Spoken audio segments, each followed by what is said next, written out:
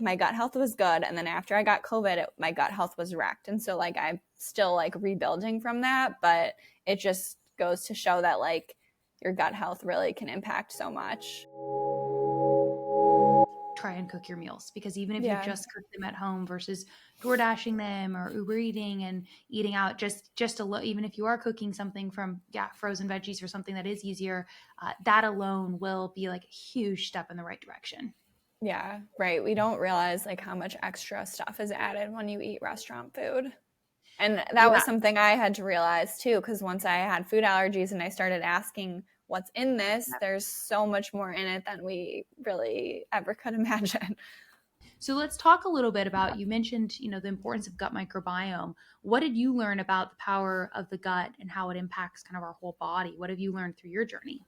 Yeah, I mean, I've learned a lot just from like the therapy perspective about the gut brain connection, and that isn't something like you necessarily learn too much about in school, but just how important that is. And then also just like how important your gut health is to your immune system. And that's what I've dealt with chronic illness, is just doing gut health, like doing gut testing and really seeing where things are at and how that has impacted my health. And getting my gut health into a better place really changed my health.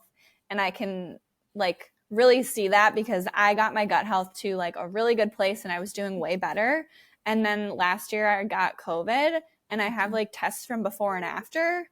And it's like my gut health was good. And then after I got COVID, my gut health was wrecked. And so like I'm still like rebuilding from that. But it just goes to show that like your gut health really can impact so much. Yeah, it's all so interconnected, and it truly is, a foundation of human health, right? So a lot of women Mm-hmm. don't know that you have a subset of bacteria called the estrobolome, which is responsible for estrogen detox, estrogen metabolism. It's a newer area of research, and it's just kind of on the rise right now. Have you ever explored or looked at the dietary impacts on hormone health for women and just kind of how the two are interconnected? Yeah, I've definitely read some books about hormone health and gut health, and have learned that my gut health is really intertwined with like my hormone health. And I think a lot of people don't realize that. They think like they need to heal their hormones, but they like you kind of need to look at your gut health first. Hmm.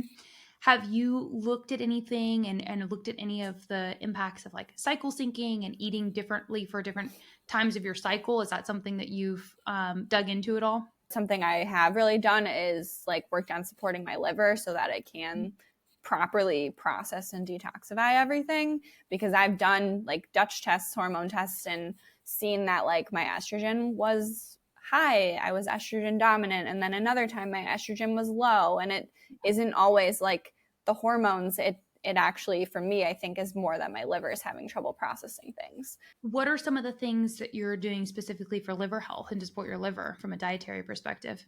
Like right now, I've just been drinking a lot of dandelion tea, and just I was taking a lot of supplements before and kind of felt intuitively that it was too much. And I was like, I Yeah. feel like I'm asking my body to process a lot.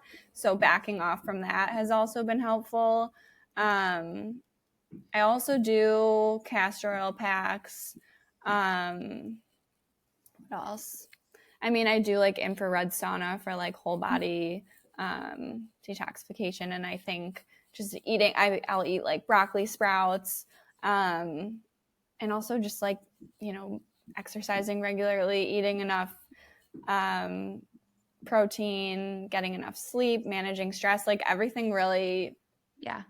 all the lifestyle factors are also important for our body to just like function the way that it's supposed to. And I think that's, people don't like really talk about that enough, like how important those like the basics really are. Everyone wants to take a supplement to fix their problems, kind of like Western medicine. Like there's become a supplement for every issue now, but if you don't have the basics down, it's you're not really going to get anywhere. Also, I never really drink alcohol, which is something I forget about because I just haven't done it in so long. I mean, that's exactly why I've loved your content and what you're putting out, because the reality is that the diet, right, and what we're eating and having recipes that are easy and fun and needless to say, delicious, right? They Mm-hmm. taste good. Having, easy access to content creators that are doing these things is so important right now. Not only does it encourage someone to cook and make it fun, but you're right that you can't supplement your way out of a bad diet. And I say Right. that all the time, right? And a good example of this is fiber. You can't supplement your way out of not eating enough fiber in your food. If you need a fiber supplement, you can get 3 or 6, maybe even 10 grams a day in a supplement. But anything above that is going to make your stomach hurt. And the reality is, for women, we need at least 25 grams a day of fiber. And so you have to get that through whole foods and vegetables.